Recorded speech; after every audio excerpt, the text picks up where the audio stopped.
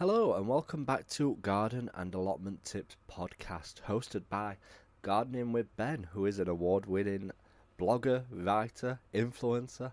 Yes, I've won the Grow Your Own magazine competition recently, and I won 2 awards, so I'm absolutely over the moon with that. If you listen to my main podcast channel, which is called Gardening with Ben, I'll have talked all about it, so you'll be able to listen to it on there. If you don't listen to that podcast, there is a link in the description, or just search for Gardening with Ben on any platform, and there's like over 200 episodes on there, so there's plenty for you to listen to. So if you are new to this podcast, go ahead and have a listen to that podcast channel as well.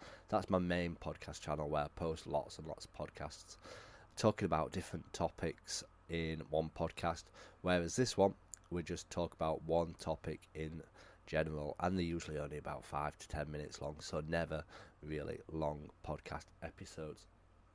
So what are we going to be talking about today? Well, it's harvest season. It certainly is harvest season at the moment, and especially for fruit. It's absolutely in abundance down at my allotment at the moment. We've got cooking apples, we've got pears, we've got apples, we've got autumn raspberries growing. Absolutely loads. It's absolutely amazing the amount of produce that I am getting off my allotment at the moment. And if I were to buy that fruit in the supermarket, it would pay for my allotment 3 times over at least with the amount of fruit that I get off my plot. So yeah, if you are looking at what to grow on the allotment, I recommend getting some fruit trees in there because it will certainly pay its price.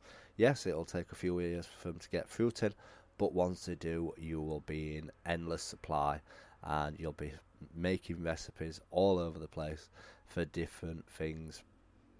So the main things to be picking at the moment will be your pears and your apples if you're in the UK. And a lot of people are too eager to pick the apples and the pears from the trees, and I used to be the same. And after doing quite a lot of reading up on stuff, and as I've been learning over the years, there is a time when you should pick your apples and your pears. And the way you can tell if you should be picking apples and pears is that you will be able to put your hand in the fruit, so it'll like sit in your hand while it's still attached, and it should easily come off the tree. If you have to pull it off, that means it's not ready, and you should continue to leave it until it's actually ready to come off. Picking it too early, it could be make the fruit sour, it might not have enough taste in it, it certainly won't be ready for picking, and you'll be wasting your fruit and it won't be at its optimum taste. Obviously, when you buy fruit in the supermarkets, it has been picked before it is fully ripe, hence the reason why the fruit doesn't taste as well it does when you pick it homegrown, because you pick it when it's at its most optimum taste. So if you're looking at going around picking your produce, make sure you do the cup test. It sounds a bit naughty, that. Do the cup test, put the fruit in your hand, and make sure it should come off easy in your hand. And I've been doing that with some of my fruit. I picked some of my apples and my pears. Some weren't ready, so I've left them on the tree. There's no harm leaving them on the tree until they're actually ready. Yes, they might drop off, but just make sure you keep checking regularly for dropped off fruit and pick it up as fast as possible so that they don't get eaten.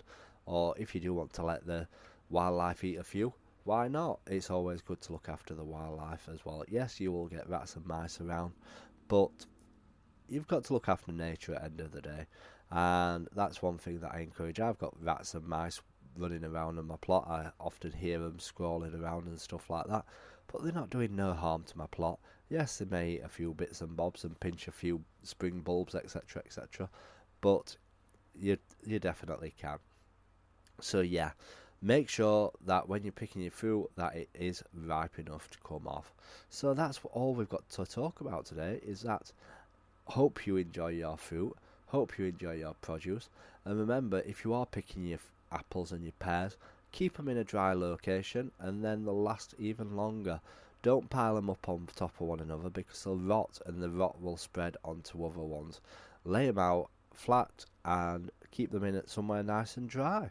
So yeah, I hope that you will enjoy your fruit, enjoy the fruits of your harvest, and until next time, remember, keep smiling, keep gardening, and keep listening to Gardening with Ben's podcast channel.